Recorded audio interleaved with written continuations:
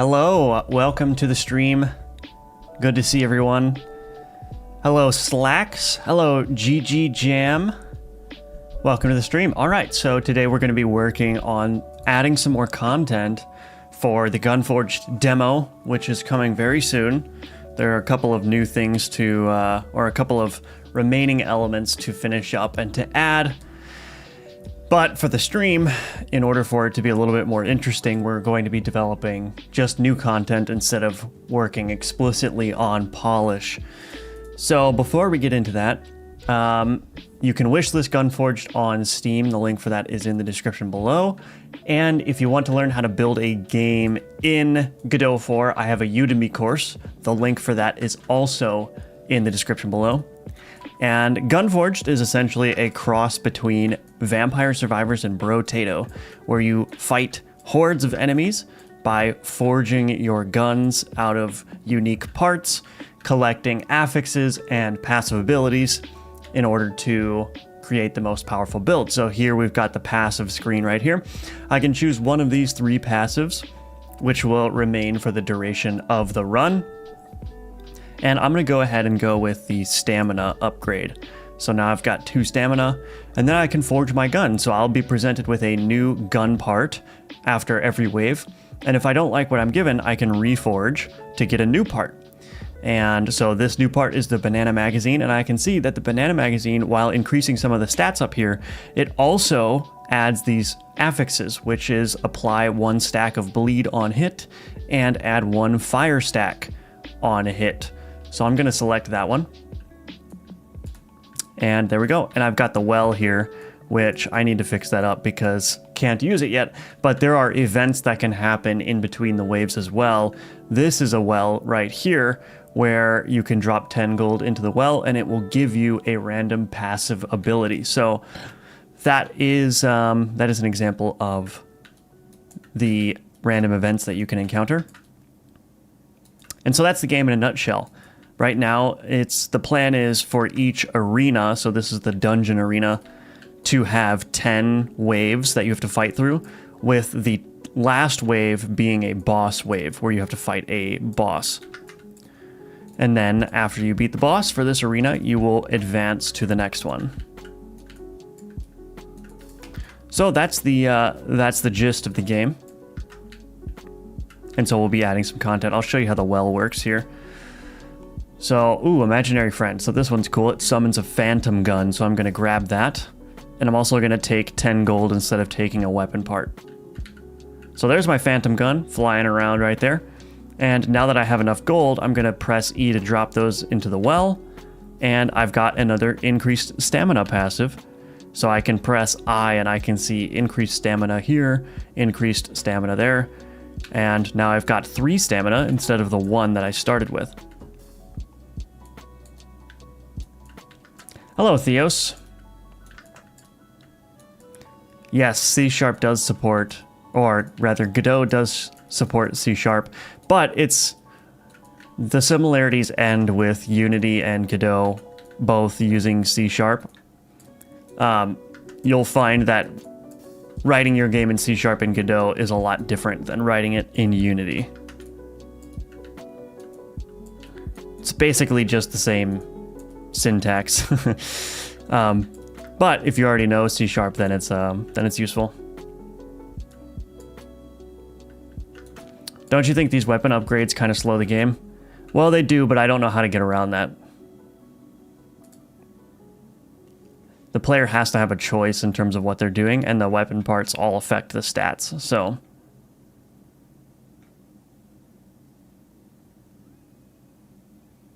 Let's do this one, Crystal Receiver. So I guess we'll just keep playing until I die. Just as an introduction for people that don't know what the game is. I'm about to die already. A lot of balancing work to do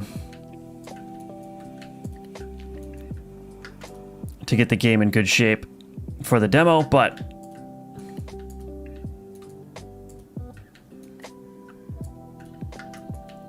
all right, I'm healed up. So health globes can drop as well, and I'm getting some artifacting too due to a Godot issue. Health globes can drop, so that way you can heal up. Can be a nice break for the player. Yeah, for sure. Yeah, slowing the game doesn't always have to be bad. I understand that concern, though. So this was the gun scrambler right here, which completely randomizes a gun. So I randomized my left gun here, and that gave me this configuration, which is mostly a banana gun with a moss barrel and these 3 affixes here. So yeah, I understand not wanting to break the gameplay, but the other thing is that the waves get longer as you go on. So you'll be playing for like a minute non-stop, and so the break won't necessarily be that bad of a thing.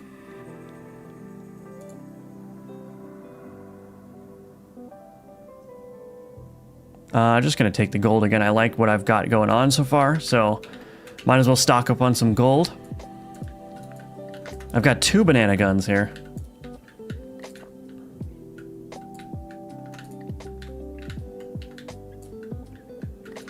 I think I need to reduce some of the effects as well to make it a little bit easier to see. Make some of the effects a little bit more subtle.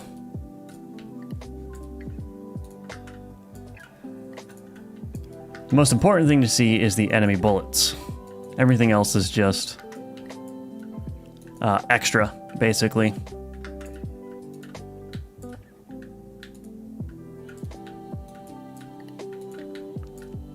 So yeah, so we'll fight through this. Oops.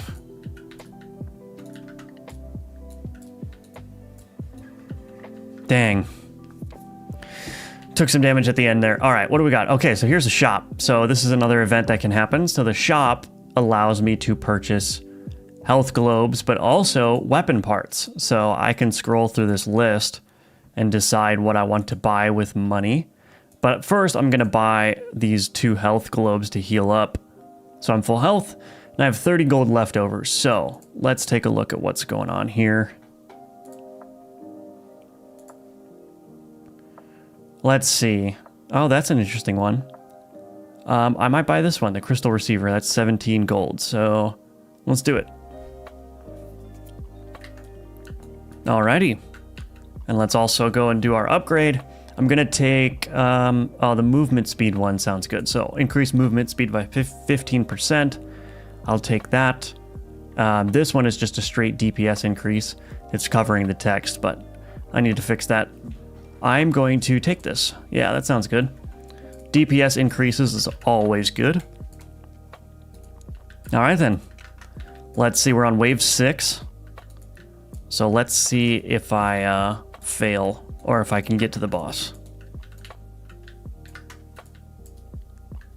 So my one gun, it shoots bullets towards the enemies. They curve toward the enemies,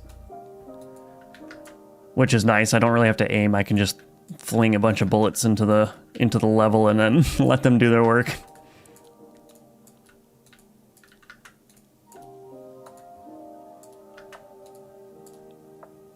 Do I make the art by myself? Yes. Yes, all the art is done myself. The sound effects are, you can't hear them right now, but sound effects and music are either from libraries or bought. So I bought the music and I used a bunch of sound effects libraries to make the sound effects. But yeah, all the art and visuals are done by me. Yeah, the demo is going to be on Steam as well as the full game. So yeah, if you go ahead and wishlist that, I'll also make an announcement on the YouTube channel when it's available. But yeah, that's the place where it will be. All right, let's take Zap. So Zap. Sorry, the cat is misbehaving real quick. Go, get. Go.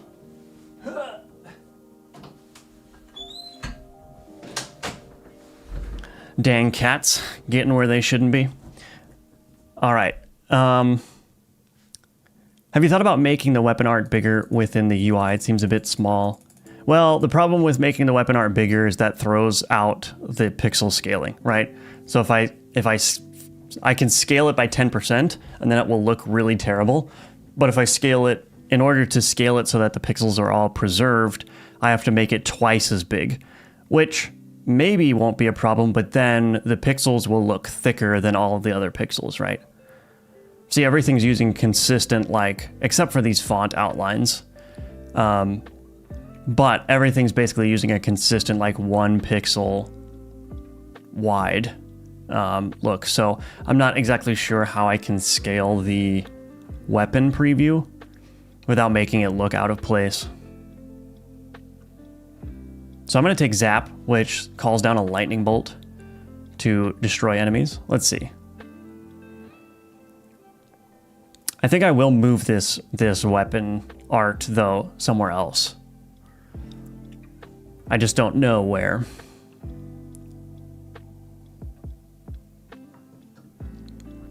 Okay, let's see. Poison stack, bullets pierce through enemies, bullets split. Sure, let's take that one. That sounds good to me. All right, we're on wave 7. Let's go.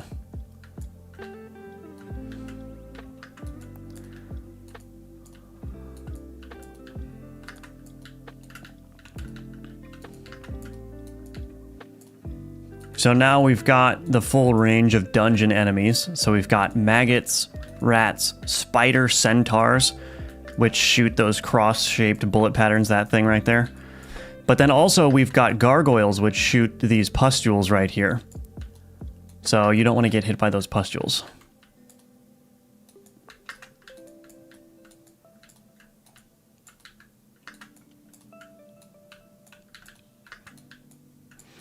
So yeah, I definitely need to tone down the bullet tracking, and I need to tone down the fire rates across the board.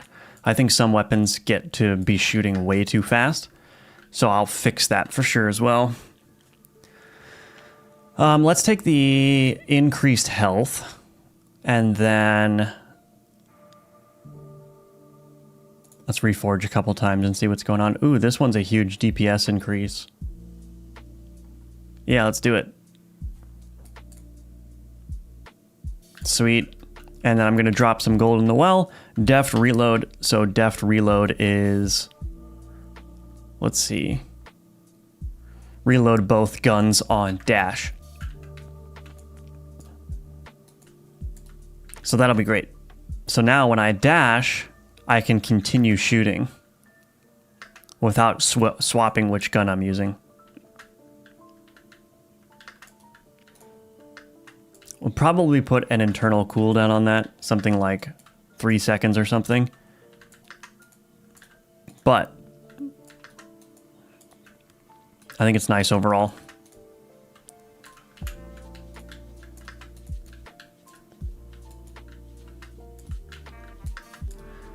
Oof. There's a health globe up here.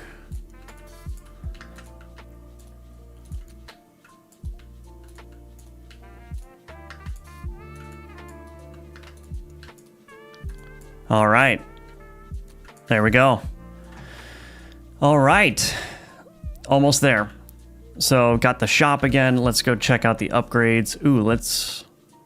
Actually, all clear sounds good. All clear. Clear nearby bullets on dash. Let's take that one. And then this DPS increase is huge. I think I will take that. I lose some affixes like the bullet tracking, but I gain a bunch of DPS. And then let's see what we got going on in the shop here. Let's see.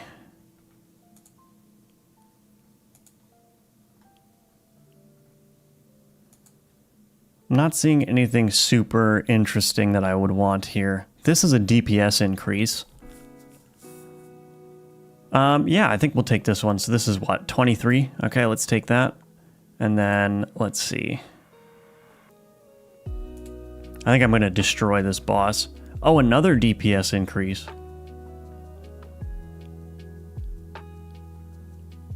Dang, I guess I should have looked at everything before I bought. Oh well, we'll just take that now.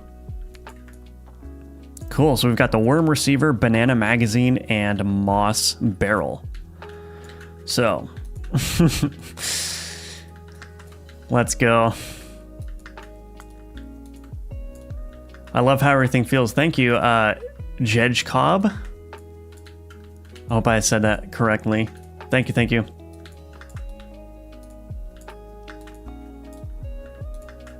Yeah, I could do icons for sure. Yeah, that's a good idea. I'm thinking about introducing like a tagging system too.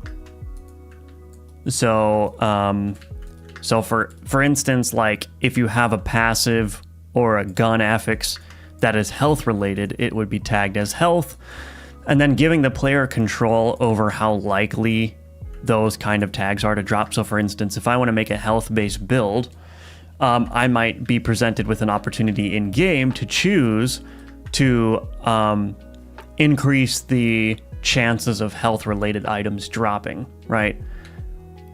As a way of giving the player a little bit more control over how they're constructing their build, because right now it's purely random, which is fun, but I think giving just a little bit more guidance to the build and how the player wants to create it would be very, very fun, I think.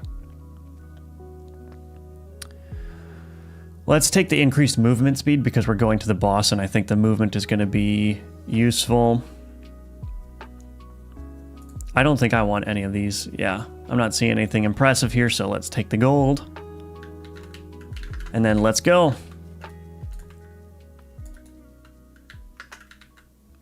The Rat King. I'm probably going to annihilate him.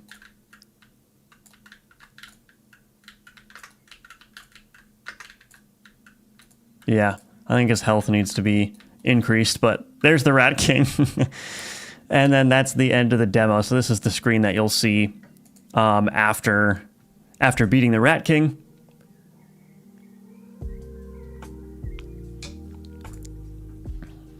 And you'll be taken right back to the menu, and that's it. So we're going to ignore these 1,490 errors, roughly 1,500 errors. We're just going to ignore all those. All right, so let's actually get to working on some content. How many bosses are in the game so far? Just 2. There will only be 1 that you'll encounter in the demo. But, yeah, I definitely want to get closer to like a dozen bosses at least by launch. So I have a lot of work to do. This demo is very, is going to be very slim on content compared to where I want to be with the content of the game. So there are several more months of work to be done on the game, at least, to flesh out, to build out some more arenas, more bosses, more enemy types, more passives, more guns, all that stuff. Also more random events. So the demo is basically just to give you a little preview of how the game is going to feel overall. And it's not necessarily going to be representative of the final content, you know? All right, so content-wise, let's figure out what we want to work on for this stream. So I've got a huge list of player passives and gun affix ideas here. And so let's take a look at some of this stuff. So we can have things like get 1 additional reforge after each wave. Increase the gold drop rate. That's kind of, I mean, that'll be good, but it's kind of lame. Heal 1 heart after each wave, but lose the ability to collect health orbs. I think this one would be really cool because it's kind of a different passive compared to what has been added so far. Create a whirlpool that pulls in enemies when you dash. That would be fun. Deal damage equivalent to your current gold when picking up gold. So we got the gold base build. Get invulnerability when you pick up gold. This might have to go because there's a lot of gold being dropped. So might not do this one. Gain infinite ammo when taking damage. So that would be cool.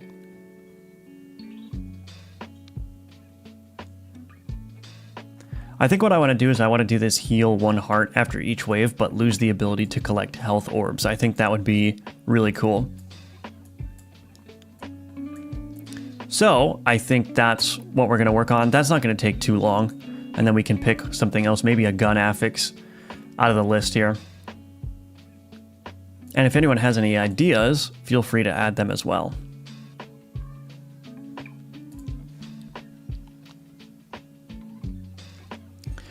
How much money have you made from your Udemy course? Does it take long to create the course, and how much time did you spend on it weekly? Money-wise, I'm not going to give it an exact number. It's a good chunk of side income every month, which is really great. Definitely makes paying for things for Gunforged much easier. I'll say that. But did it take long to create the course? Yeah, it took, I think, basically like 4 weeks of full-time work.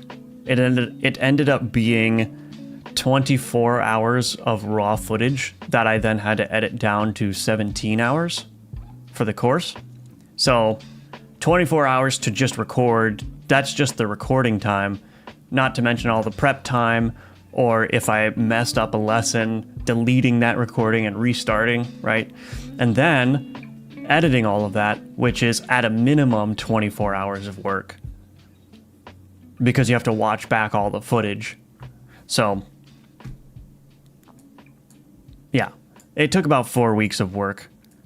Or it took about 4 weeks to get through the work. So yeah.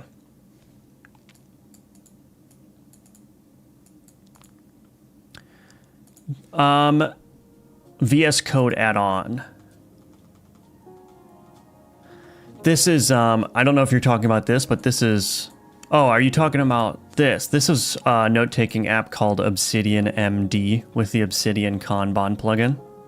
It does kind of look like VS Code. Ice Nova. That would freeze enemies around you. Yeah, that's a good idea. Ice Nova. Yeah, let's put that in there. So Ice Nova, passive and unique. Okay, so let's figure out how we're gonna attack this passive. So we want to heal 1 heart after each wave, but lose the ability to collect hearts. So I have to figure out where the hearts are even dropping from, first of all.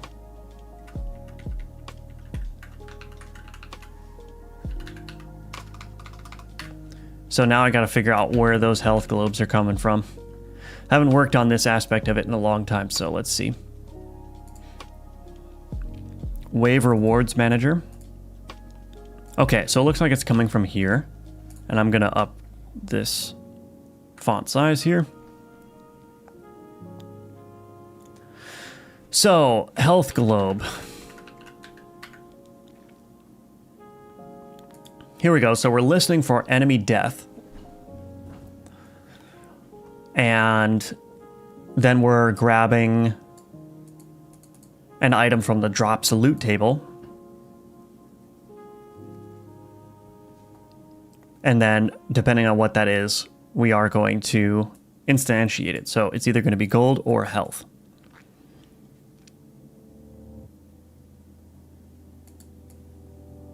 Okay, so I think in here, let's just keep this in mind while we go and create the passive definition. So there is a class called a passive definition, a player passive definition, which is sort of the base class for the definitions. And so I'm going to create a new class, and I'm going to call it health regen, health wave regen, or something like that. Passive definition.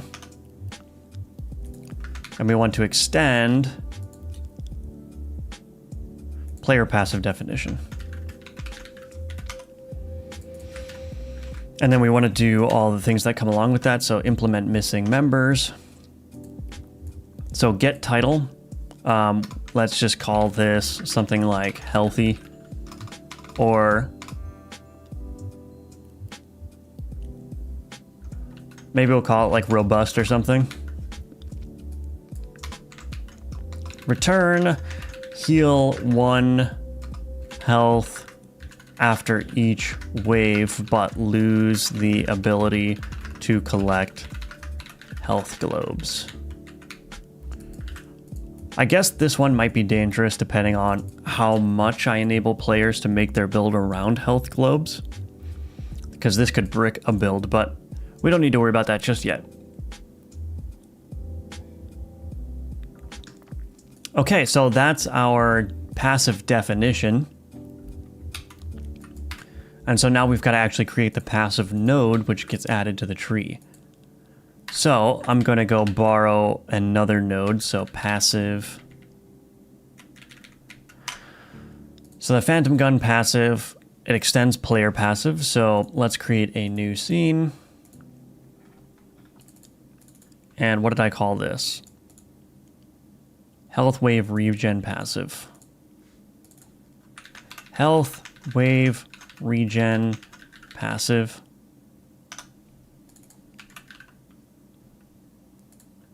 Okay, and then we're going to save that in scenes. Where is this saved at?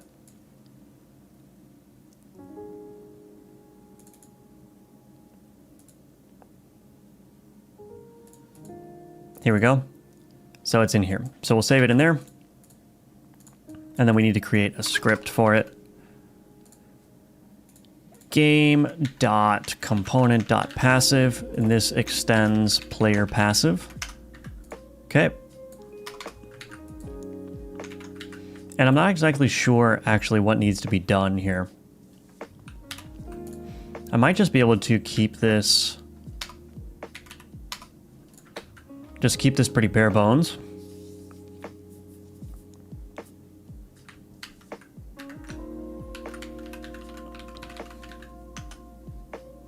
I'm just checking these other, okay. Yeah, I think this will be pretty straightforward. So what we want to do is let's go to the wave manager. We have a couple of signals in here. Wave completed, for instance. So we probably want to listen for this. The problem is that this wave manager is going to be specific to an arena. So we also need to look for this signal here, this den switched, which is what I'm calling the arenas. So on den switched, let's take a look at this. So in the random encounter handler component, we're listening to this. So let's copy this line. And then in my health wave regen passive, public override void ready, we're going to connect to that den switched component. And then when this happens, what we can do is we can do this dot get this dot arena get main.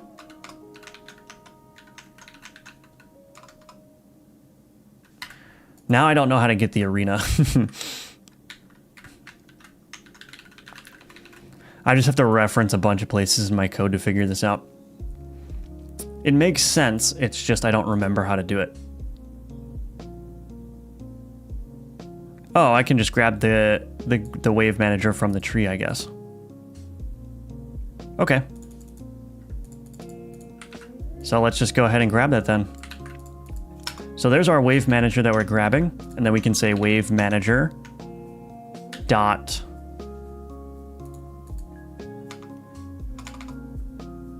let's do wave manager dot connect wave manager dot signal name dot wave completed callable dot from on wave completed, and then private void on wave completed. This dot get player dot health component dot heal 1. Cool. All right, so that's basically our setup, and then we need to, in the wave reward manager, we need to do the check here. So we need to say if this dot get player dot passive manager dot has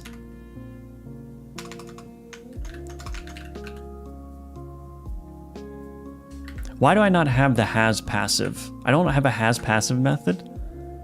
Add passive, get current passive definitions. Let's do this then. Let's do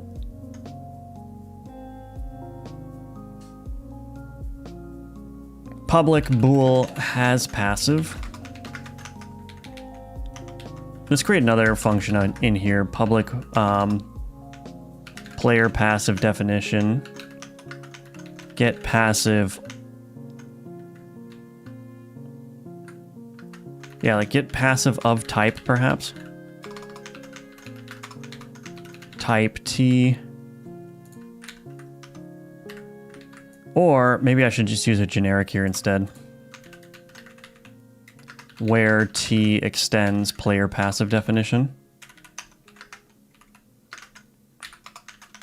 Okay, return this dot get first node of type T. And then in this has passive, I can say same deal. We're going to take a generic.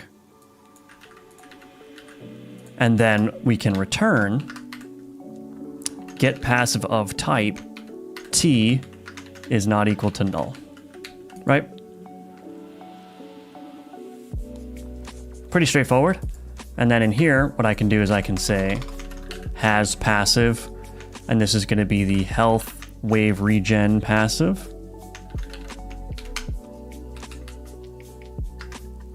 And then we'll say if that equals true, then we're going to return. Now, why isn't this working?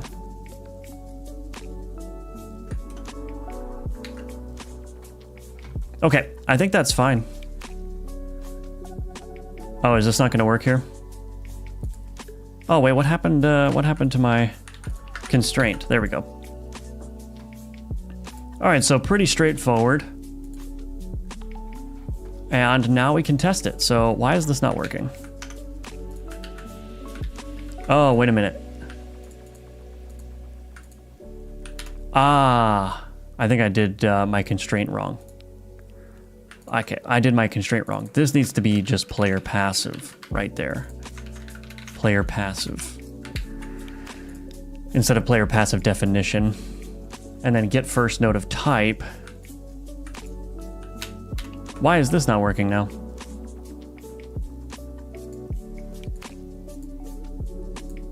Right, because that needs to be player passive as well. All right, so just got a little confused on the names, that's all. And now we can basically test this. So, oops, let's see.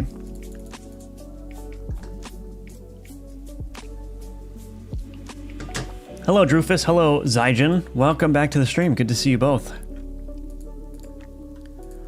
All right, so the Wave Rewards Manager. So we're checking to see if the player has a health regen passive. If so, we are going to return out of the loot drop health. Now to test, what we can do is I'm going to stage everything. And then I'm going to just increase this health drop by a ton, like so. And to verify that it works, we can take some damage and then kill an enemy and see that it's dropping pretty much instantly. Looks like I did something wrong here. What did I do wrong? Missing partial modifier. Right. All right, Godot requires that partial modifier, so let's do it again. All right, so I'm going to take some damage, and then I'm going to kill an enemy, and then see if he drops health. Yep, he did. So there's health. We can see that it's very clearly dropping. Okay, so now the thing to do is going to be to go to the player. I'm going to instantiate under this passive manager. Hello. Come on. Come on, Godot.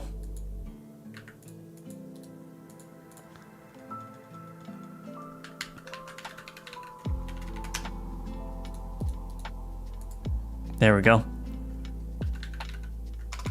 Health wave regen passive, like so. And so now, with that in place, we should see that the enemies will no longer drop health. So if I take damage and I kill an enemy, no more health.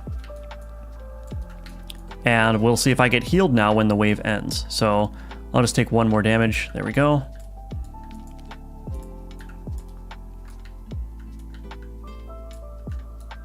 And there we go. I've healed 1 health. So we can see that it's very clearly working. And I should still be able to buy health globes from the shop because that's different. So let's just add some gold. This is going to work. Yeah. Okay. So you can still buy health from the shop. So all of that is working. So now the last thing to do is to add it to our passive loot table. So how do I do that? First, let me put everything back that I tweaked. So we're going to put this back to 5. Cool. So now let's search for Phantom Gun passive. And let's see where it's being added. So here's our giant loot table where the passives are being added. Let's just copy this line. And we're going to say new health wave regen passive definition. Okay, so that's been added to our loot table. And now the last thing to do is I actually want to make sure that this is set to be unique. So I'm not exactly sure if I remember how that happens. Oh, I just need to add it in the constructor. Cool. Health regen passive definition, and we're just going to set is unique to true, so it can't be picked more than once. All right, and to test this, what we can do is we can just crank up the drop rate of that in the loot table, and then I'll also go to my dungeon den, and I'm going to turn on debug mode so we don't have to fight through the wave.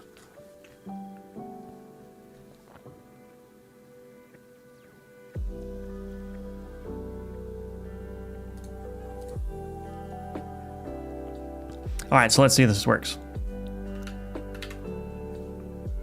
So there's my new passive, Robust. Heal 1 health after each wave, but lose the ability to collect health globes. So I'll select that. And now we can just make sure, again, that it's working, and then we can call that good. Oh, look at that, it didn't work. Right. It's a good thing I tested this, because the reason that it didn't work is because I need to connect on ready as well. So I need to move these lines into that, call connect wave manager here, and then also call it on ready. So we're going to try to connect to the wave manager when the arena gets switched, but also as soon as it's added to the scene tree. This is why thorough testing is important. All right. Hello, iPie. What is your program used for to-do list? It's Obsidian MD with the Obsidian Kanban community plugin. Thank you, Shuba. So I have a master component that's passives, and you just define the parameters when you attach it to the player. Yeah, so I have a passive definition, which is essentially just the data container that contains the title and whether it's unique, and then that data container gets added to a loot table. And so the loot table picks the data containers. And then what I have on the data containers as well is I have this, where's my player passive definition? So I have this method called toPassive node here. And what this essentially does is it takes the name of the current type, replaces the word definition, and then goes and finds a passive with that modified name. So it's basically using the folder structure to determine where the scene is that corresponds to it. So these things aren't, like, I'm not telling the passive definition where the passive scene is. it just assumes that the scene will exist at this path. And then it will instantiate that and then return it. So yeah, so it's just, it's easier to work with the data for UI purposes to just pass that around without working with nodes and then turning it into a node once it needs to be added to the player. And yeah. The flag waving effect is really cool. Thank you. How did I do that? So that is basically just it's basically just a sine wave. So I'm just modifying the position of the pixels of the texture based on a sine wave. So, you know, a sine wave goes up and then down. And so if you just map that curve to a pixel offset for the texture, then you get something that looks like it's waving, right? And then you can, of course, you can scroll it over time in the shader so it looks like it's you know, cycling or whatever.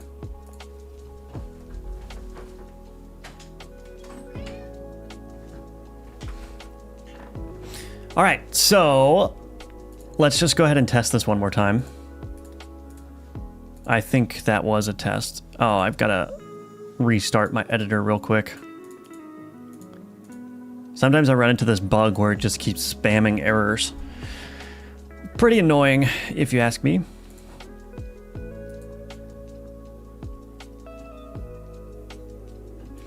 Oh, and now something has gone very wrong.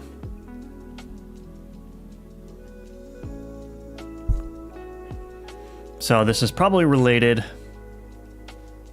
Let's close this for now. Let's see what got broken, shall we? All right, so I'm seeing a lot of suspicious activity in the player here. So this is a problem with Godot. Like, none of this stuff should have changed, and you can see that there's like a bunch of weird data in here.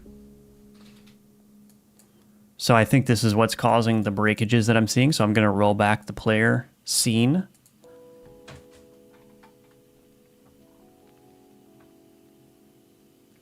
And then 1 second real quick.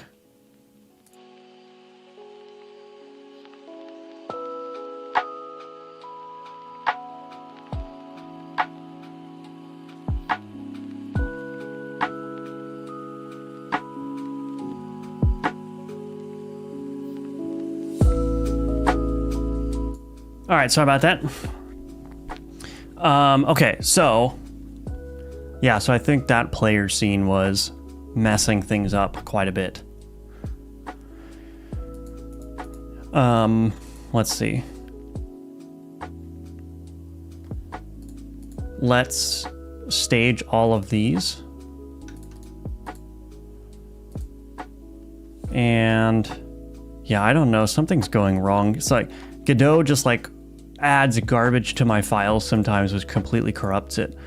So if you're going to use Godot 4, definitely make sure that you're using version control because you don't want your game to be corrupted. Okay. So let's give this a test again. I think actually there's another problem here. Can I discard these things?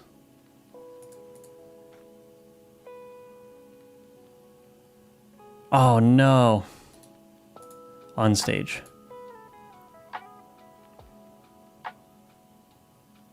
Revert, revert, revert. Okay, this is the only piece of data that should have changed, so. All right. Now let's give it a shot. Maybe we can actually test it now. Nope, still breaking. Goodness, this is annoying.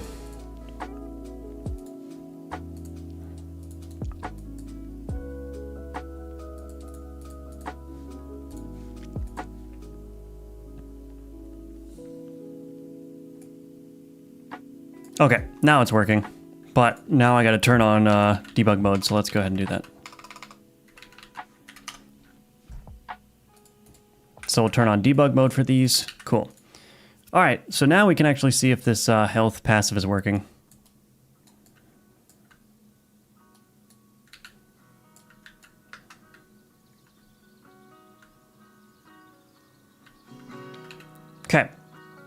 So there's my health passive, robust. I'm going to take that. And then I'm just going to skip through all this stuff.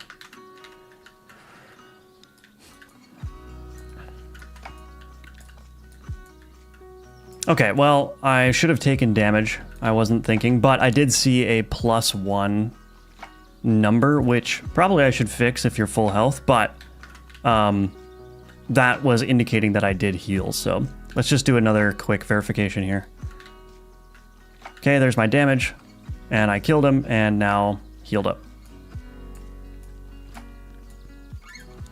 All right, perfect. So I think that's pretty much that. So I'm gonna go ahead and commit this. Let me just double check everything here. Yeah, so I'm gonna say add health wave regen passive. All right, and that is basically the process for adding a new passive to the game. Let's see what else we can add. That's a smart way to do it, not having to constantly update like an array of scenes or something that's all passives. Yeah, exactly, yeah.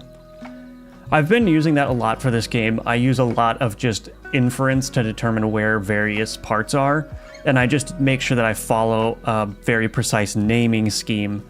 And it just makes it easier because then I don't have to explicitly connect things together. So like for the guns, everything is pulled from the file system. So if there's a specific like muzzle flash that needs to happen for a type of gun, it will just go ahead and check the file system and see, does this muzzle flash exist? If not, it just falls back to like a standard fallback muzzle flash, right? Same for the bullets. If I say, you know, I have the Moss weapon and I have a Moss bullet, it will go and check the bullets directory to see, should I be using a specific bullet for this gun? If not, it falls back to just like a standard bullet. So it's just very easy to be able to just put everything in its proper place and then it just works, you know? And it's the same for the resources. So if I look at like the receiver resources here, so all the gun parts are basically just resources that are in the file system here that contain basic definitions. And then what happens on startup is that the game reads all of these resources and uses the file name as essentially an ID. So banana receiver gets the ID of banana receiver, and then I can, and then the resource and the ID are linked together when the game starts, and so I can basically just say, hey, give me a banana receiver, and I don't really care where it is in the file system. It just spits back that resource for me. So I actually borrowed this. I did a little bit of Minecraft modding for a little bit, and Minecraft uses this kind of pattern very frequently where it just kind of reads data from file system at the places that it expects the data to be. And so it makes modding very easy because you can just throw your definition files in the proper directory and Minecraft will automatically detect it to a certain extent. Obviously, there's more complexity to Minecraft modding, but that's how the data was handled, which was pretty cool.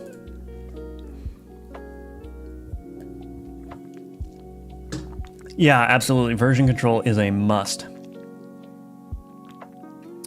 Hey, thank you, Light. I'm glad that you're seeing the progress of the game. It's very difficult for me to keep in mind that I've come a long way when I'm looking at it basically every day. So thank you. All right, what do we want to work on next? Let's see. We can either do a gun affix or we can do a player passive.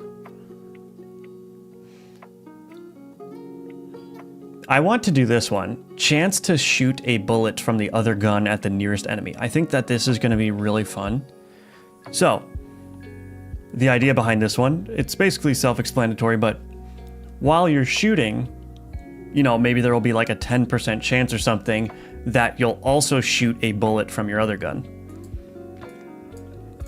How that's going to work, I have no idea, but we're going to give it a shot. So, the gun affixes are pretty similar to the passives, although they are just a little bit different. So, let's figure out what we're doing here.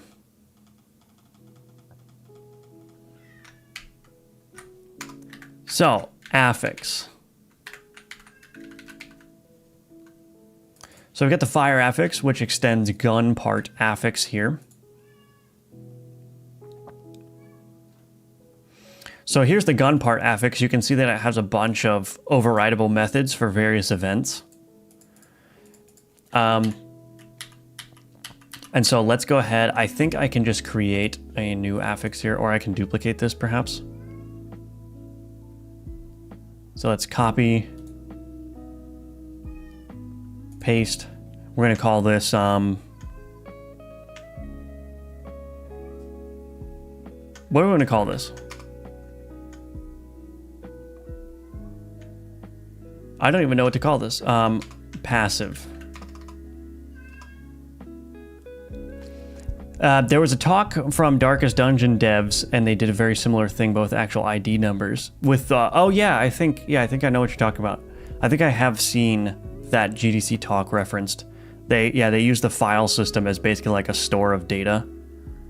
It's pretty neat.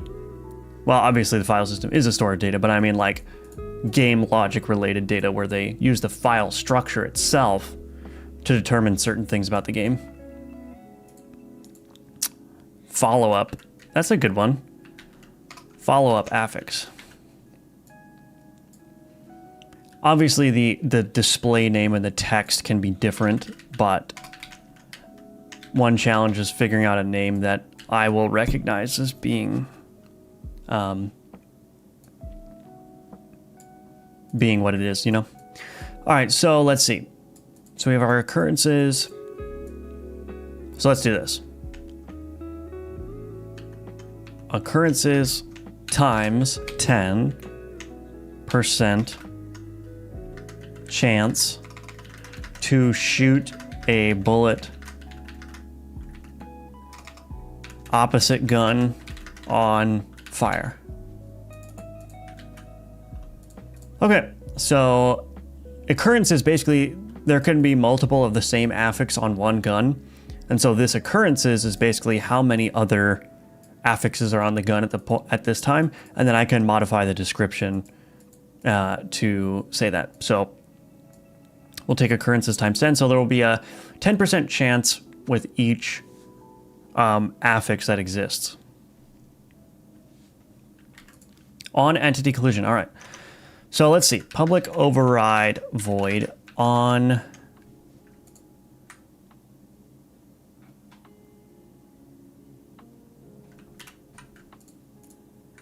let's see what events we have again. On player pre-fire. This is probably what we want.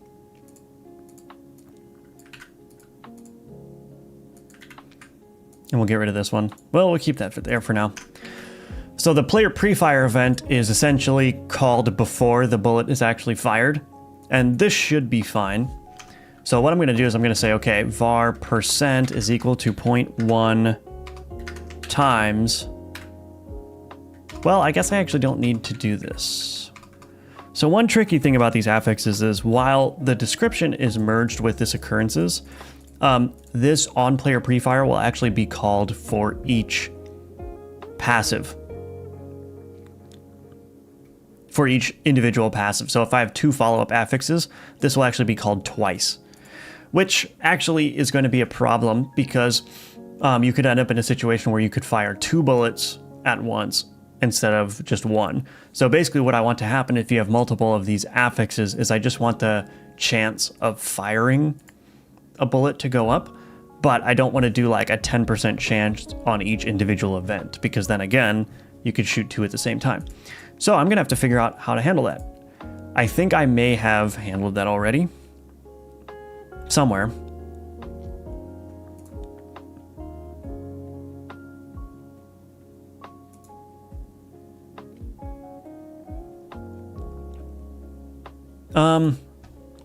Maybe in here, let's see. Okay, so I actually have this piece of data here, handler arguments.execution count. And so if I find my usages here, what I should see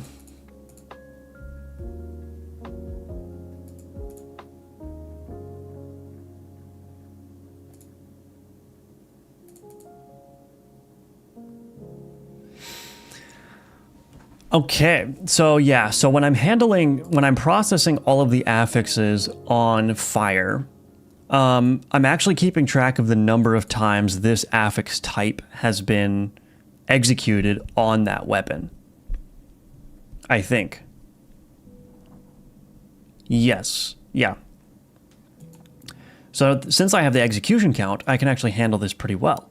So what I can do is I can say, if handler arguments.execution count is greater than 1, I can just return. So I can just say I'm not going to handle any occurrences after the first execution count. And then I can take my percent and I can say, okay, do I have the number of occurrences? I don't have the number of occurrences, so I might need to add that piece of information. So let's do this. Public int affix occurrences. Did I spell that right? I always spell occurrence wrong. Okay, it's 2 C's and 2 R's. I did it right. Hello, Dula. Welcome back to the stream. So, where is that happening?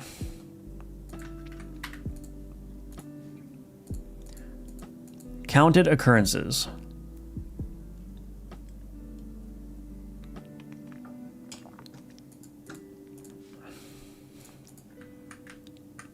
Yeah, so I think in here, what I can do is I can say affix occurrences is equal to counted occurrences. Oh wait, is that right?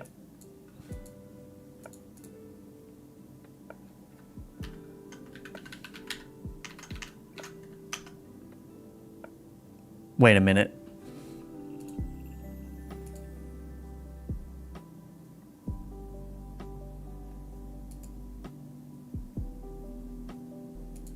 I don't know what this line is doing. Counted occurrences, out int execution count.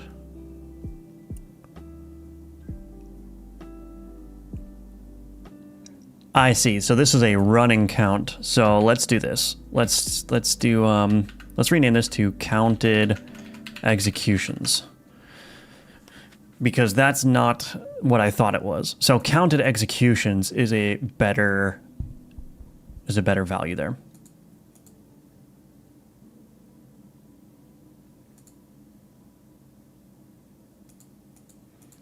Now what I don't understand here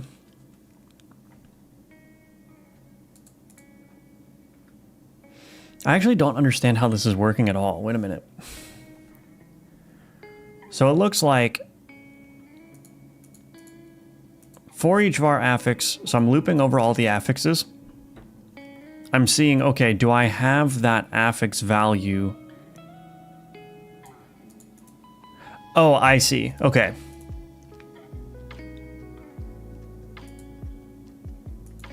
Right. I see why I named it counted occurrences, yeah.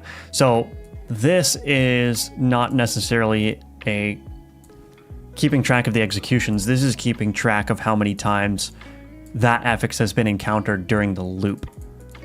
So, maybe I shouldn't have renamed that.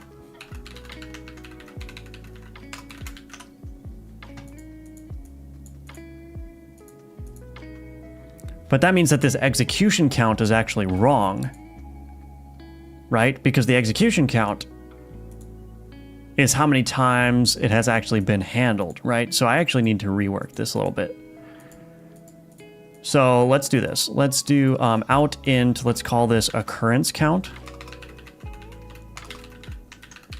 Like so.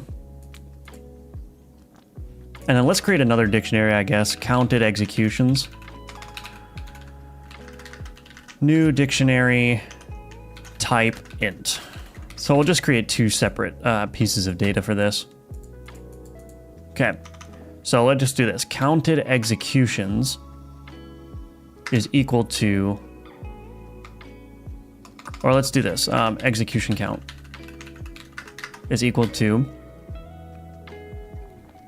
this is going to be counted executions dot try get value affix.getType out int execution count.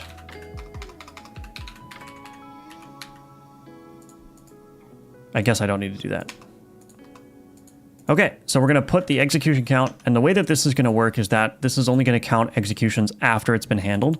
So this could be 0 based on that. And then we're going to say counted executions, affix.getType equals execution count plus 1. Okay, so slightly different logic compared to the counted occurrences.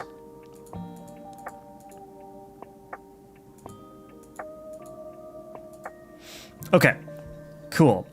So that should be the same logic. I want to just check real quick this execution count, make sure I'm not using this in a way that's going to break in the future anywhere. No. Okay. So it looks like I wasn't even using the execution count anywhere. Okay, now the problem though is that this is still wrong. So I need to actually change this piece of data because I want the total number of affixes as well.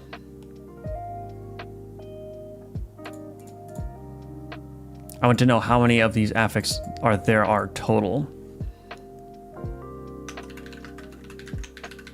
Do I need to just do this again?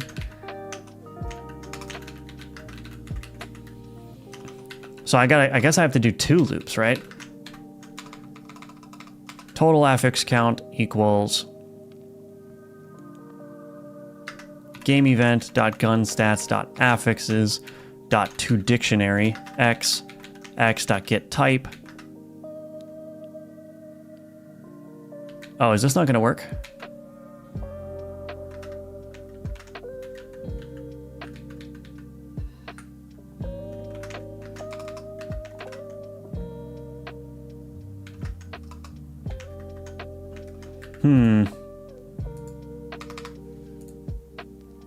All right, I don't know how to do that with link, so I'm just gonna write it in typical loop.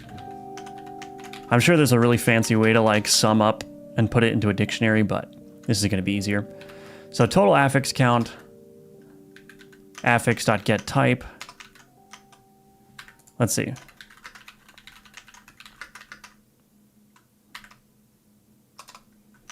If not total affix count dot contains key affix.getType total affix count. Let's just store this so I don't have to type affix get type over and over again. Okay, so total affix count type is equal to 0. Total affix count type plus plus. Why is this telling me to simplify? Try add. Oh, that's nice. Dang, that's much nicer. Okay, try add. That sounds good. Okay, so that's giving me the total affix count, and then what I can do in here is I can say total affix count affix.getType. That's right, and let's just do this. Var affix type equals affix.getType. All right, and then just replace all these.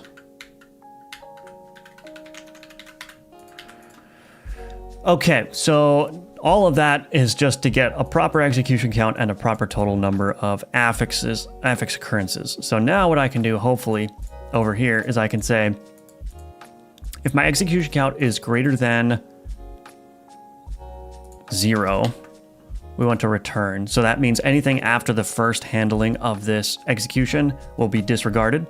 And then my percent is the total affix count, the handler arguments dot affix occurrences times 0.1.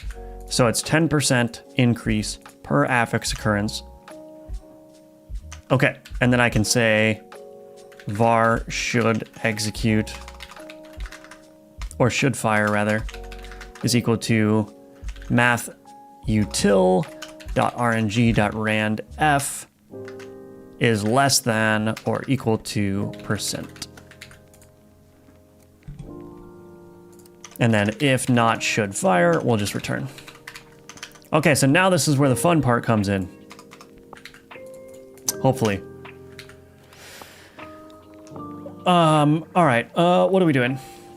So we need to get the stats of the opposite gun and create a bullet. Oh boy, this is gonna be tough. Hello, Matthias. Thank you. I'm glad that you're enjoying the stream. Thank you, thank you. I really need to learn Link more. I have really not used it much. Yeah, I can do the basics, but I can't. I'm not going to be able to write like super fancy Link queries, you know? All right, so we have the player pre-fire event. What is in here? So we've got the scene tree as part of the base game event, and we also have the gun stats. Now the problem is we're not going to be able to use those gun stats. So let's do this. Var player is equal to handler arguments dot event dot tree dot get player. Or I guess I have to do root dot get player. Okay. If player equals null, we'll just return.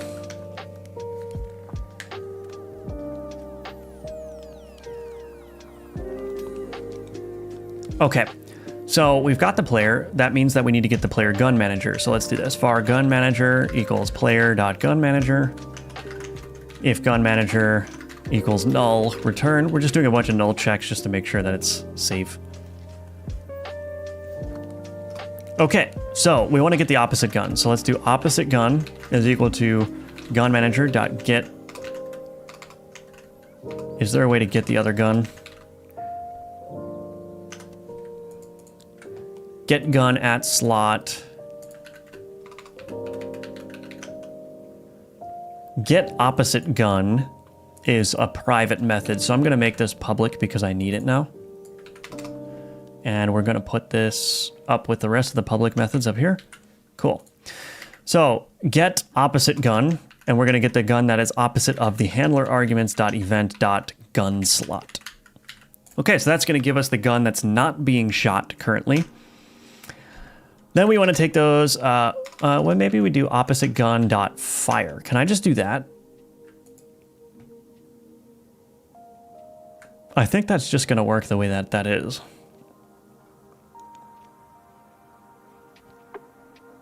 The problem is that this bullet is being initialized in a certain direction. So I need to be able to change that direction to point toward the nearest enemy.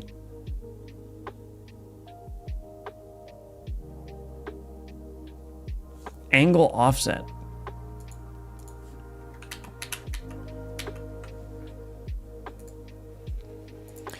Angle offset. So this is taking...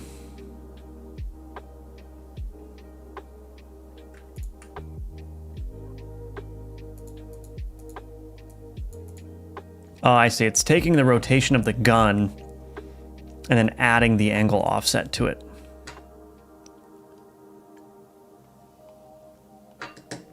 So really what I need to be able to do is I need to be able to provide the direction that the bullet is being shot in.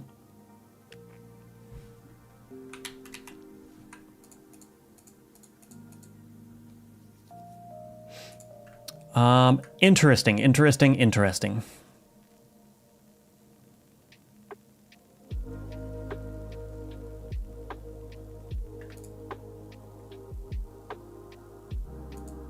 Although...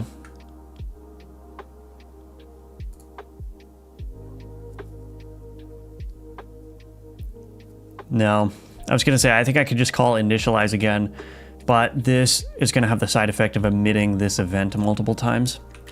So I think the probably the cleanest thing to do is going to be to maybe create a create bullet overload here.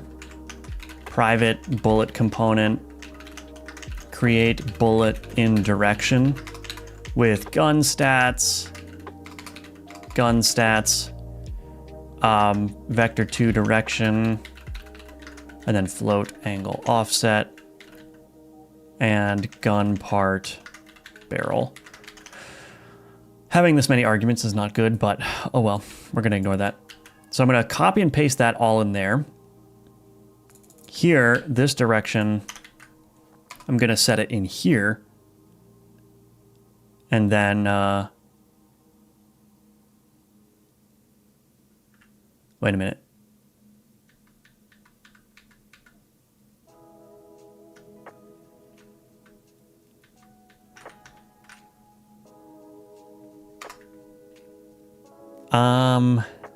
I don't know if I'm fully understanding what's going on here.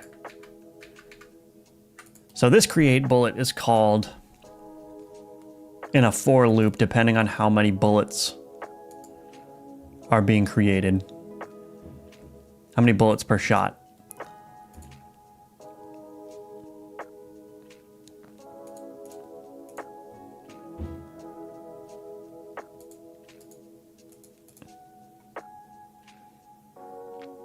So this is where the angle offset is coming from.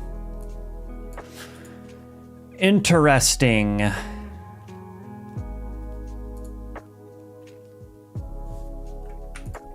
Maybe, am I overthinking this?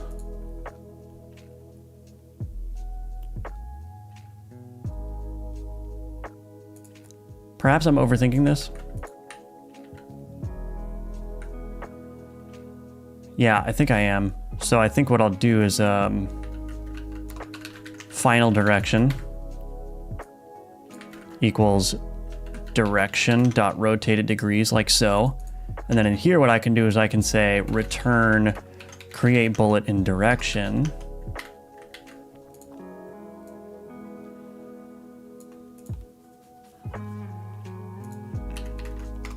Gun stats, vector 2 right, rotated global rotation, angle offset barrel.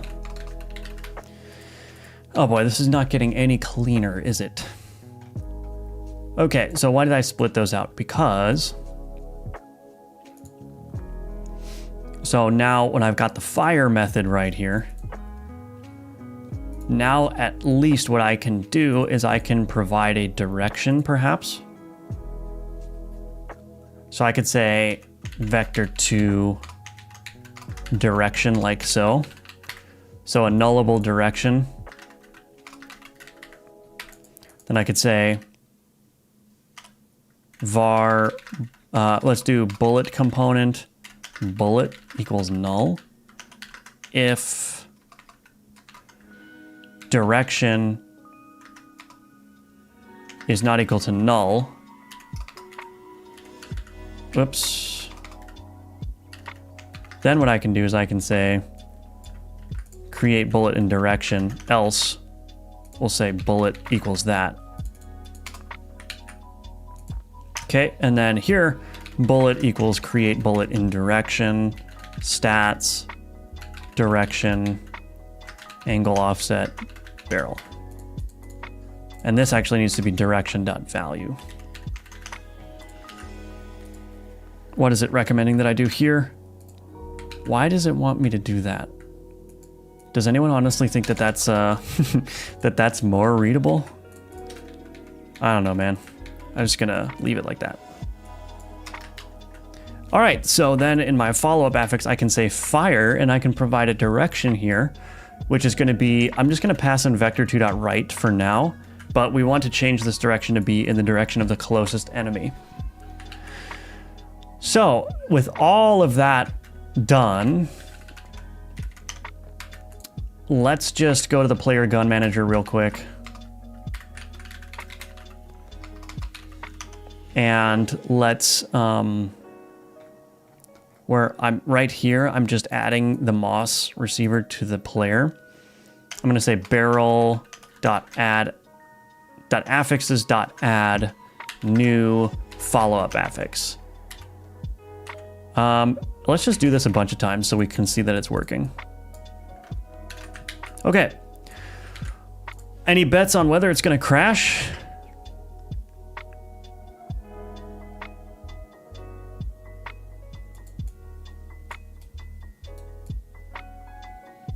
Oh my, look at that. So it seems to be working, except it's shooting up. Do you see that? So do you see how it's shooting the gun up though?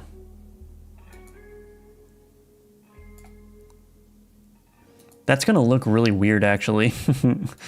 If it's just shooting in like a random direction, but I don't think it's super important. So it's working. You can see that it's shooting up. So the problem is that, what is the problem?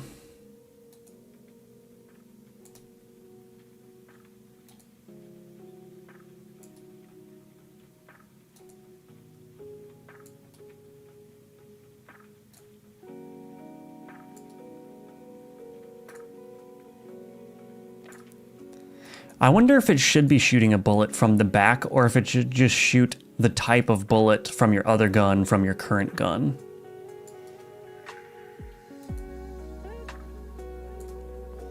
Does it need to shoot at the nearest enemy, or can I just shoot a bullet of the opposite type from your current gun in the current direction that you're aiming? That would simplify things quite a bit, I think, and make it look a little bit more natural.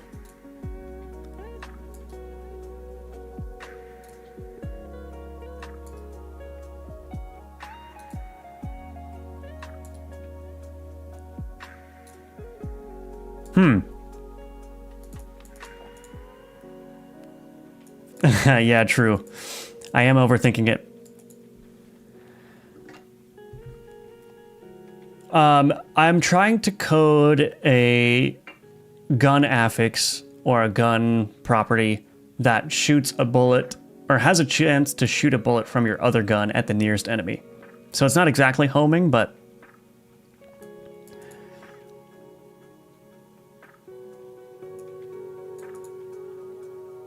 yeah, Rider is good.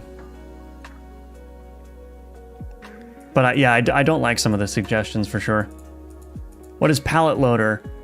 Palette Loader is a plugin that I wrote where you can load an image as a color palette.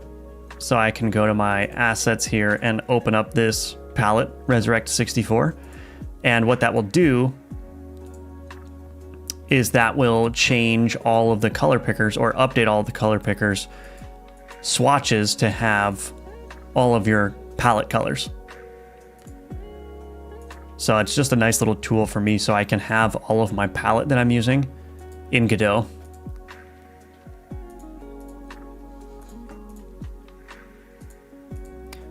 I think what I want to do is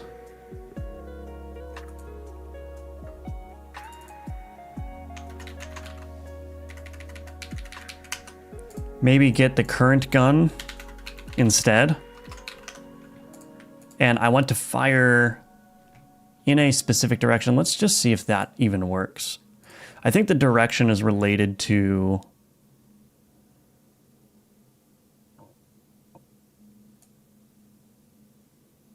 yeah, so you can see sometimes I'm shooting an extra couple of bullets. And my editor is bugging out again. Cool, let's restart. And let's see what it corrupted this time. Oh, look at that, it corrupted the dungeon den. Something must be wrong here. Just roll that back, I guess.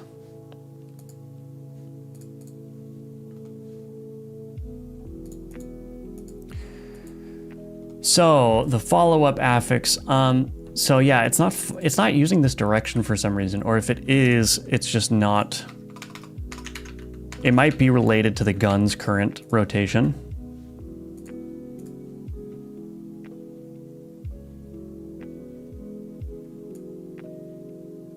Yeah, see, look, it's not actually working. No matter what I provide, so maybe that's the crux of the issue here.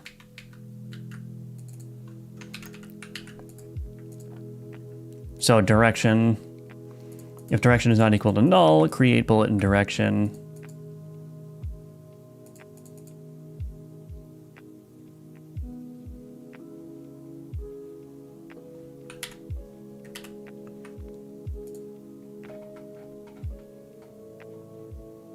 Oh.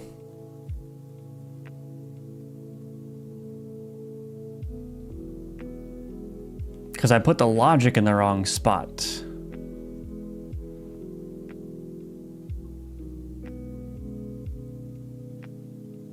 Right. Okay.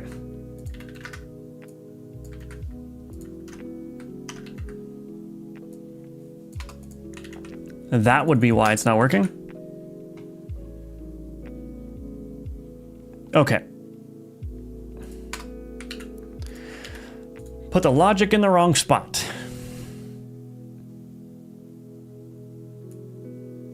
There we go. So now it's working. Okay, so you can see that it's ejecting bullets upward. Okay, so maybe I will go back to what I was doing before. Let's just see what it looks like to grab the closest enemy. And then we'll go from there. So let's do this. Get opposite gun. So now let's see what happens when I tell it to fire that gun. Well, I guess it's still trying to shoot up, so let's try down.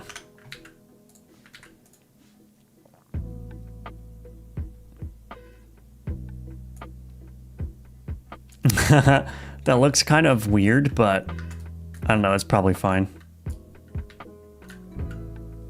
Now, the other problem is that it's oh wait, is it not using ammo? Oh, it doesn't use ammo, great. Okay, cool. Yeah, I didn't want it to use ammo, and it's not doing that, so perfect. Nice. Okay. All right, so let's just see what it looks like to get the nearest enemy. I think I already have a method for that.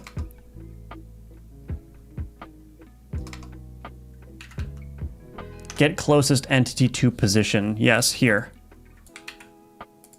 So var closest enemy is equal to game utils get closest entity to position. We want to get it closest to the player. Node target position.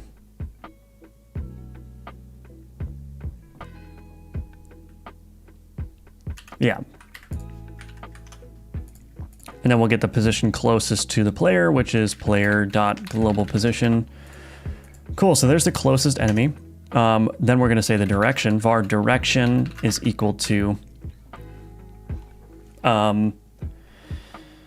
closest enemy dot get, well, firstly, if closest enemy is equal to null, we want to return. Okay. Get first node of type health component. And then we're going to do dot global position. Otherwise, closest enemy dot global position. So I need to get the direction.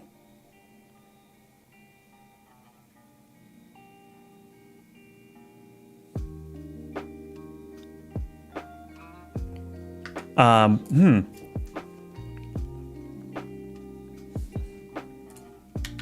think I need to get the barrel position of the opposite gun as well.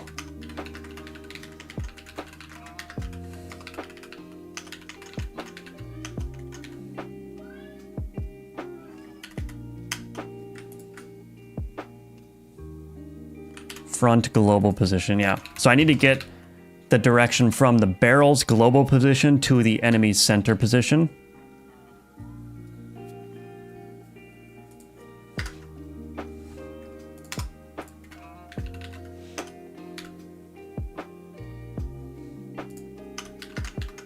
Let's just add another null check there. Why not? Okay. So here's our barrel position, and then this is our direction. We're going to normalize that. Okay. So we're going to point from the barrel to either the health component's global position, which is going to be the center of mass, essentially. And if that's not available, then we'll just point to the enemy's feet position. And then we're normalizing that direction, and then we can say opposite gun dot fire direction. Okay. Let's see if that works.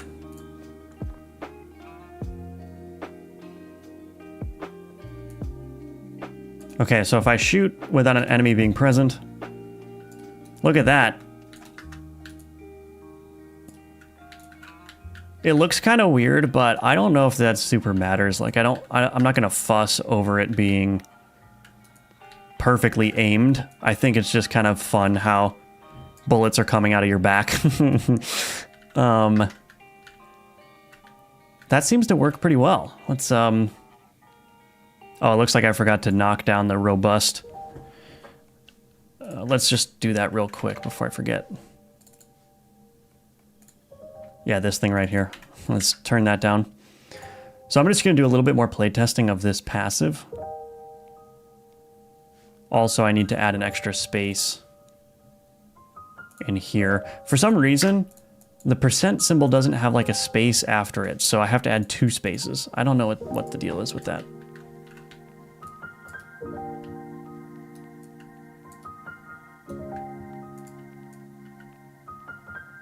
Look at that. So it's shooting a gun out. Or it's shooting a bullet out. And the beauty of that is that it uses all of the same affixes that are on your other gun. So you'll notice that my gun here, bullets track to the nearest enemy. So that's being applied to all the bullets that are being shot when I'm shooting my moss weapon. You see how they're tracking? So that's pretty cool. So you become like a little, that's really awesome. Okay. I like it. So now I want to see how it feels with, well, let's do this. Yeah, in my player gun manager here, what I'm going to do is I'm going to,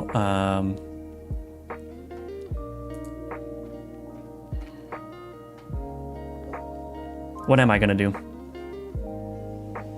Oh yeah, I'm going to remove a couple of instances of this just to test it. Also, I need to add it to the affix table. So if I look at my fire affixes,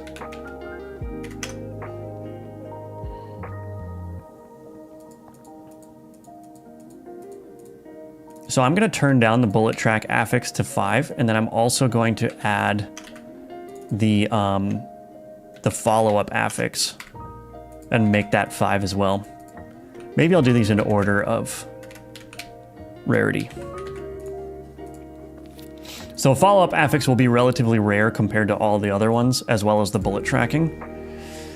And so this is how I add affixes to the loot table. So now what I can do is I can bump this up to like 5,000 and see if that gets presented to me as an option in the game.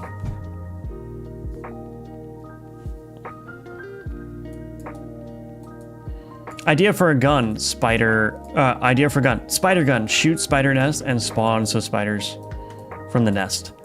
Yeah, that's a good idea. One thing that I have to be careful with when I'm designing guns is I have to make sure that everything is very explicitly a projectile, because I have a lot of affixes that rely on a projectile actually traveling, but it would be possible to like spawn a nest somewhere and then the individual spiders that spawn are all projectiles that can then have the affixes applied. So for some reason, I'm not seeing this. Now it doesn't seem to be working.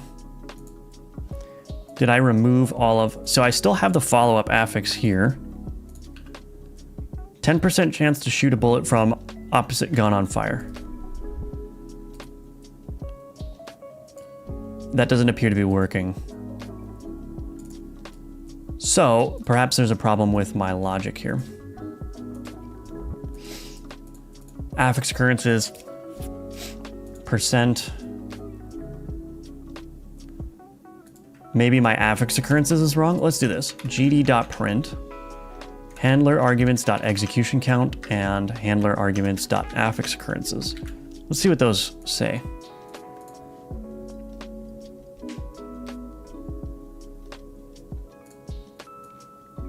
Zero and 1. So that's correct. So those are coming across correctly.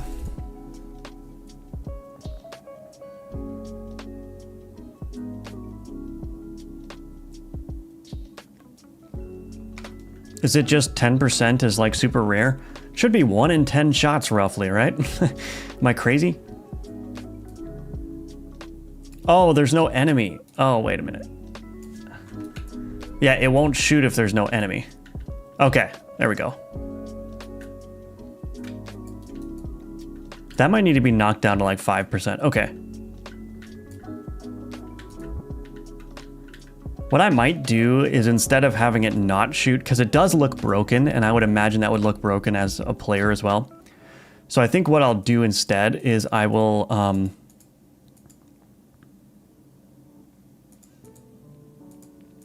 If the closest enemy is null, I'll just say opposite gun dot fire mathutil dot rng dot rand direction.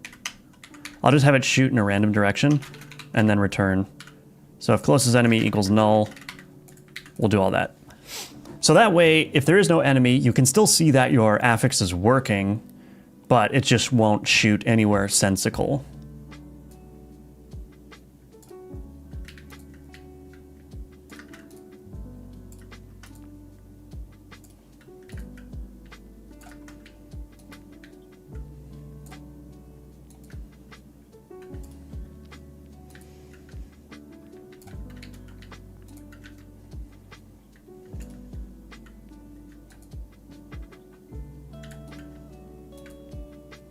Okay, yeah, that appears to be working pretty well now. Nice. All right, that's looking great. Oh, I've got a bug. What's going on here?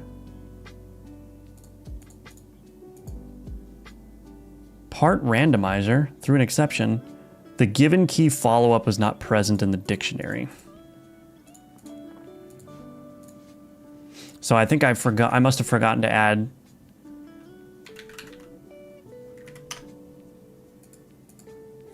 Let's see, bullet track affix. Oh, dang. I need to add it in 2 places, I forgot. That's unfortunate. I don't want to do that.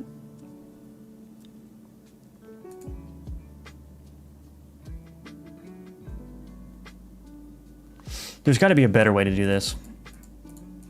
Affix registry.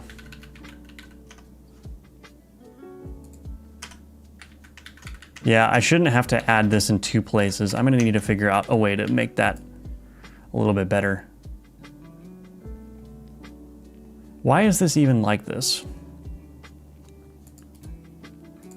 Get affix by name. Why do I need get affix by name? This is old code. I haven't been in this section of the code base for a while.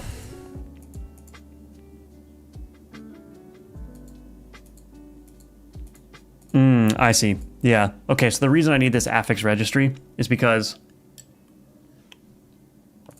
with guns like the Moss receiver, I think. Yeah. Moss magazine. So I have this guaranteed affix array, which accepts a name of an affix. And so when this resource is instantiated, or rather when the resource is instantiated, it can take this string and convert it into the actual class of the affix that needs to be added to the gun, or to the part rather.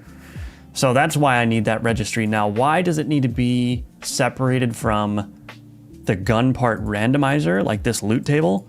I'm not sure. But in any case, that should fix it. So let's go ahead and see what's up here. How do you make different parts besides the one that determines the kind of bullet unique besides the fire rate ammo? Good question. So as I just mentioned, sometimes parts will have guaranteed affixes. So if you get a Moss receiver, it will always have a poison affix. And same with other guns. And obviously the visuals are different.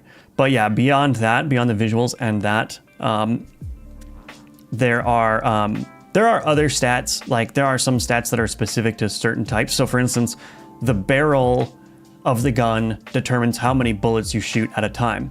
So if you put a shotgun barrel on a Moss receiver, you will shoot 3 Moss bullets because it's the shotgun barrel that determines how many bullets you shoot. I believe the barrel also has influence over how accurate the shoot is.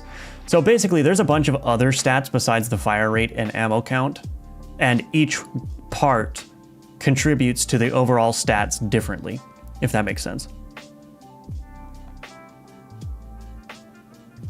When will it be fully released on Steam? Is there a demo version available now? No, demo version will be available soon. Soon. Sometime this month, for sure. Full game probably will not be out until like fall-ish. I originally wanted to have the full game out by summer, by like right now, but I took a detour to make the Udemy course, and there's just a lot more work than I thought there was going to be, so.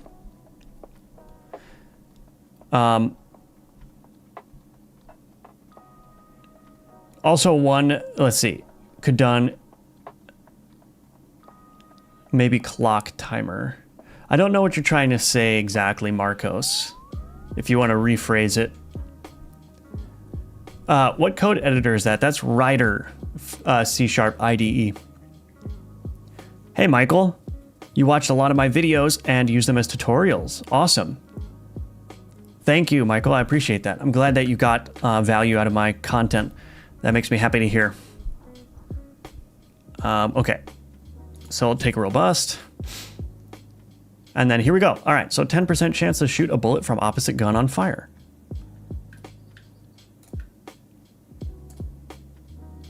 Nice. Okay, I'm liking this affix. Super cool.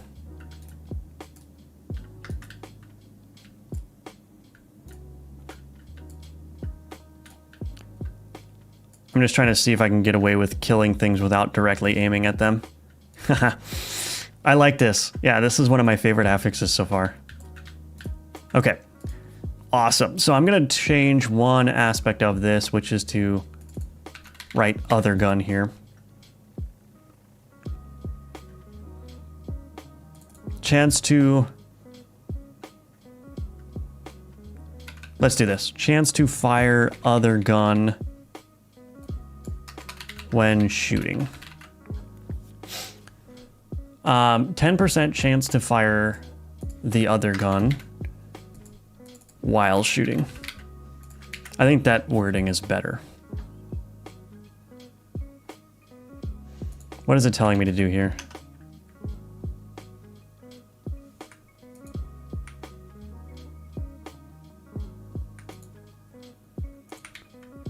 I don't like that. Okay. Cool. All right, so let's take a look at what we've done here. So follow-up affix. We've got direction in here. Cool.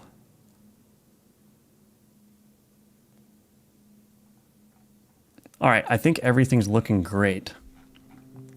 I'm gonna get rid of these. So yeah, that's basically how a new affix is created. So basically I've just got a system of events that happen in the game. And in the affix class, I have enough context that's being passed in the arguments here where I can do everything that you just saw, right? I have like complete control over the game from within the affix with just the arguments that are coming in. So makes it very easy to develop affixes in a clean way. They're nice and encapsulated and don't have to worry about cluttering up the rest of the code base to achieve what I want to achieve. I need to do some more testing on this because I'm not entirely confident that I did this correctly. And if this part breaks, it's going to break like all of the affixes. But I'm pretty sure I did it all right. The counted occurrences is the most important one.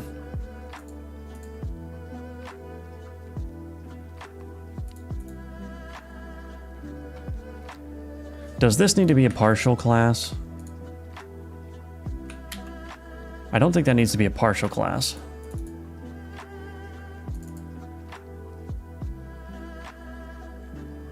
Yeah, that doesn't need to be a partial class, so we'll get rid of that.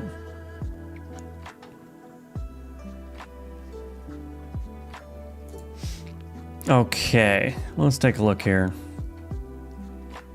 Yep, I don't want this anymore because that's just a hard-coded affix that I don't want there.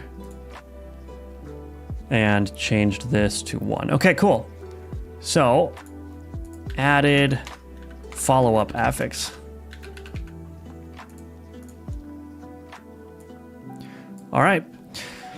So let's do a playthrough of the game and see how everything's feeling and validate that everything is working correctly. Again, you can wishlist Gunforged on Steam. The link for that is in the description below. And if you want to learn how to build a game in Godot 4, you can check out my Udemy course. The link for that is in the description below.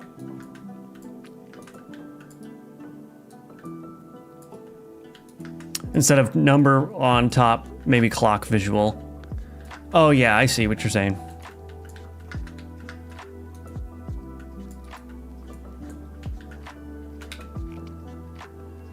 All right. Let's see. I'm going to take the increased health. Wow, look at that. Dang, this already got... already got the... Did I do something wrong here? Hold on a second. Oh, yeah. I still have it set to 5,000 here. Oops. Okay. I'm going to stop the game and try again. Okay, so reduce...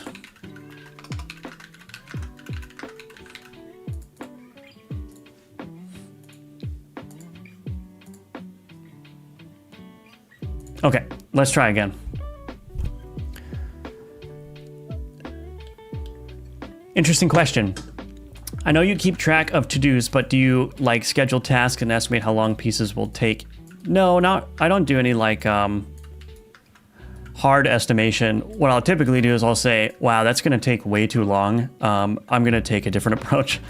Like, I am kind of taking a mindset of like, okay, my focus is I want to get this game done. And so like, are the things that I'm working on actually going to facilitate the gameplay? So I'm trying not to add too much like fluff or spend too much time making things perfect when, you know, like what we just did, right? I could have spent an hour trying to figure out how to get the gun to like point in the right direction so that it can shoot and then return to its position so that it looks really good. Or I can just make it work and leave it, right? And so that's kind of like the attitude that I'm taking now is like, if something's going to take a lot of time for not a lot of value, then I won't do it, because every hour that I spend working on something that's not necessary is an hour further away from launch the game gets. So, but yeah, to answer your question, I don't do any explicit task planning. I just kind of like make a judgment call about whether the task is actually worth the time or not. All right, let's go ahead and grab Berserk. 25% increased damage per 1 missing health. All right. You give yourself a soft schedule, even if it's not meant for anything, but gives you an idea of how long it will approximately take. Yeah, I mean, sometimes I'll do that. Like, I wanted to have the demo done this month, and so that informed sort of what I worked on and what was most important. So that's very useful for prioritization. I would certainly say that having like a soft deadline is a good idea. Having a soft deadline and treating it seriously, because then it forces you, you know, the benefit of having a deadline is it forces you to make decisions about what's actually important, because otherwise you won't meet your deadline, right? And so that aspect of it, being able to cull things that aren't necessary, I think is really useful. So I already have Berserk. I'm going to take this new one, Robust. Heal 1 health after each wave, but lose the ability to collect health globes. We'll do that because I have Berserk, so I probably actually want to maintain a lower health for a little bit so I can do more damage.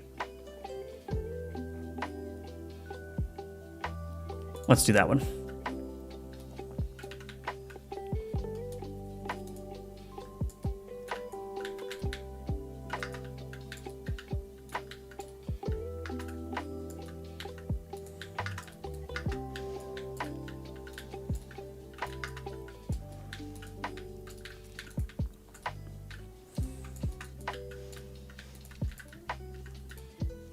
Gotta be very careful not to take damage because I can only heal once per wave.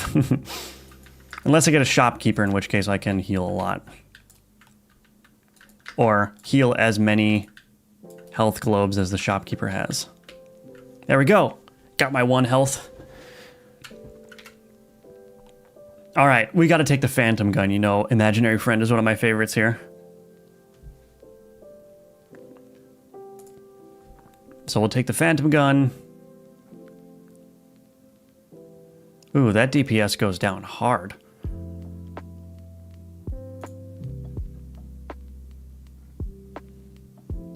Let's take the banana barrel on that gun. Sweet.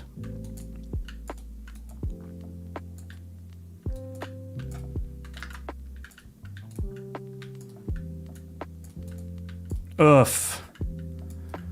I did not want to take that damage.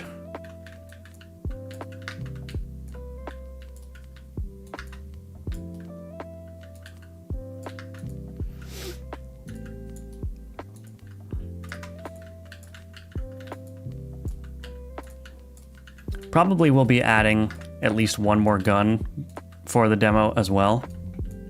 I've got a bunch of gun ideas written down that I want to work on. Haven't been working on much content at all lately because I've just been working on polishing the game, getting it ready for the demo, doing a lot of things like menus and whatnot. All right, let's take the all clear. Yeah.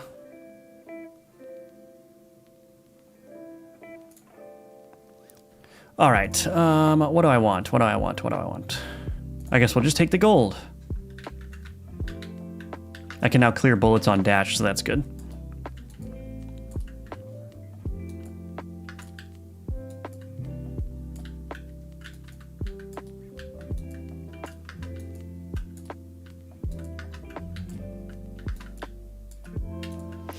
So that clearing bullets on dash is really useful for the spiders, because I can just basically annihilate their bullet pattern.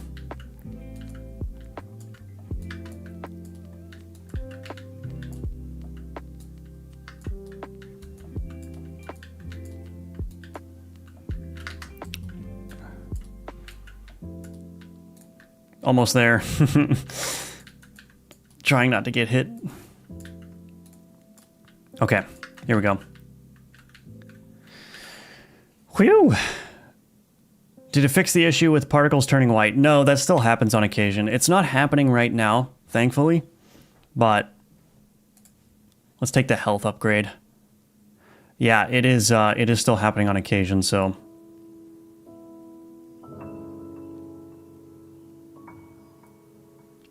let's grab this one, oil receiver.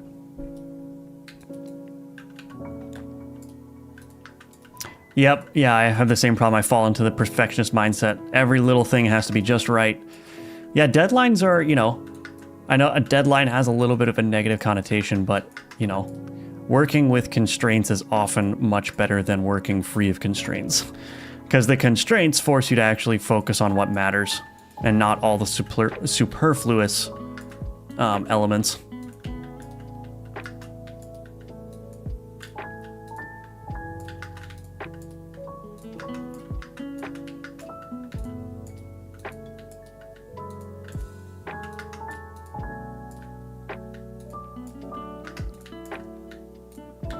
All right, feeling pretty good about this build so far.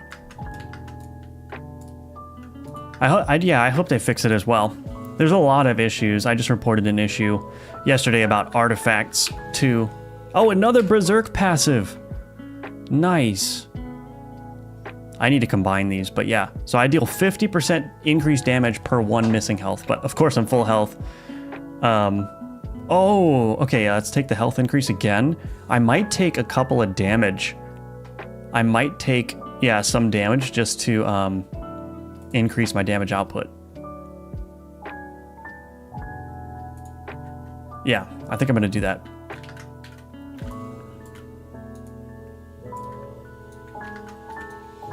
Give me some damage.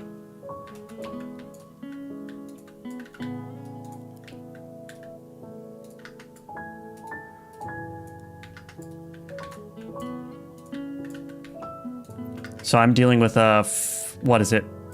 I'm dealing with 100% damage increase right now, I think, because I have 50% from the 2 berserks, and that's per health. So, oh, there it goes 3, okay. So I'm doing a lot of damage now. Okay. This is actually kind of cool because this is the kind of thing that I want to encourage with the game. Like, stack a bunch of health, but then, like, leave yourself a little bit empty on health for the purpose of your build. That's kind of what I want to happen. And so it's kind of cool that it's coming together a little bit right now. Let's do Tagger It. Increase movement speed by 10%. That'll help me get away from enemies a little bit.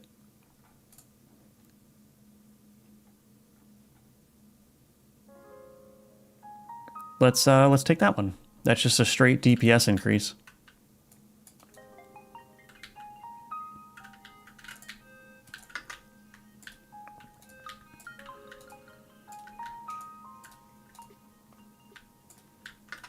Oh, there was an artifact. I don't know if you saw that big red streak.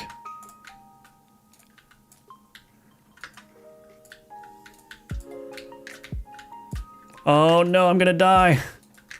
I can't pick up health globes either. Ooh, this is gonna be the most clench-worthy 20 seconds ever. I hope I get a shop on the next next wave so I can buy some health back. I don't have much stamina either. I haven't gotten a stamina upgrade.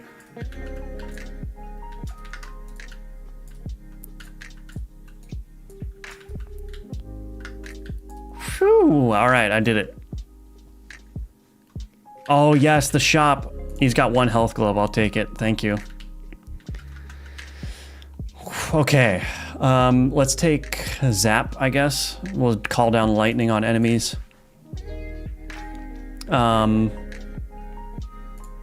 See what we got going on here. Ooh, yes. I got that new affix, 10% chance to fire the other gun while shooting. Let's take that. And then let's also go check what else the shopkeeper has. This is a huge DPS increase. That's 10 gold. Yep, I'll take that. Let's see. Interesting. Oh, he doesn't have many items.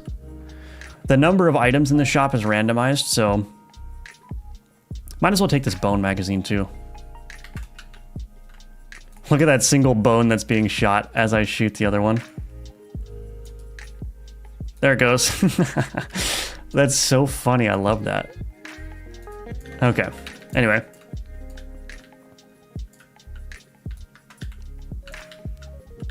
Let's try not to lose a bunch of health this time.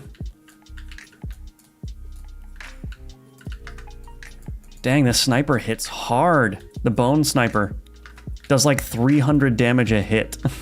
That might have to be toned down a little bit, but maybe not. The other thing about this game is like, I'm not really that afraid of making the player overpowered.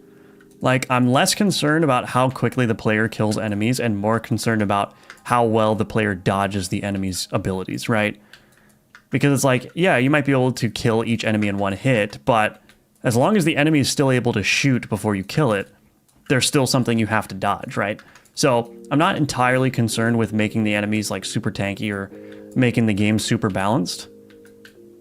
It's more about like, do you have the skill to dodge the enemy attacks? All right, I want the movement speed for sure, I think.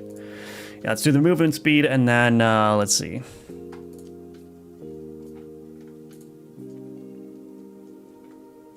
I don't think I want any of these.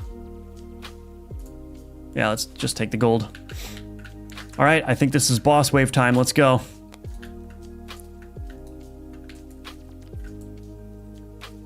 The Rat King. I think I'm just gonna annihilate him here. His health needs to go up for sure though, because I just destroyed him. All right, that's the end of the. So this is the screen you'll see when you finish the demo. And so that's the demo experience. So what I just played through right there, that's what you'll expect to see when you play the demo. And mostly what I'll be looking for from all of you is, how does the game feel? Is it balanced? Is it too easy? Is it too hard? What's missing? You know, this demo is going to be more for like, what are the fundamental aspects of the game and how do they need to change?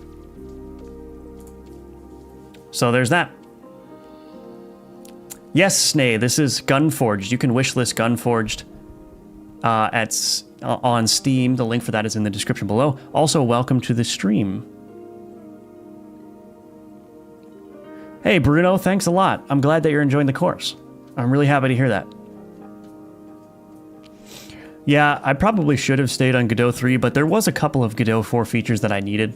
The improved lighting performance in 2D mode, and also the canvas groups were things that I absolutely needed. So yeah, that's why I moved. But, you know, it is what it is. I'm going to be releasing this game fully in the fall, so even if it's a little bit buggy in the demo, I'm hoping that will be resolved by the time the game releases. Thank you, Snay. I appreciate that. Thank you, thank you. All right, well, I know some of you just joined, but I think that that's going to be it for the stream this afternoon. A little 2-hour stream, so was fun. Thank you all for hanging out. I'm really looking forward to getting this game into your hands, so I can hear what you all think. But yeah, beyond that, I hope you all have a good day. Again, there's links in the description below for the Udemy course, for Gunforged, and also if you want to stay up to date with my work, you can sign up for my email list at firebelly.com if you feel like doing so. So yeah, that's it for the stream. Thank you all for watching. I really appreciate it. Thanks for your interest in Gunforged, and I'll see you in the next stream or video.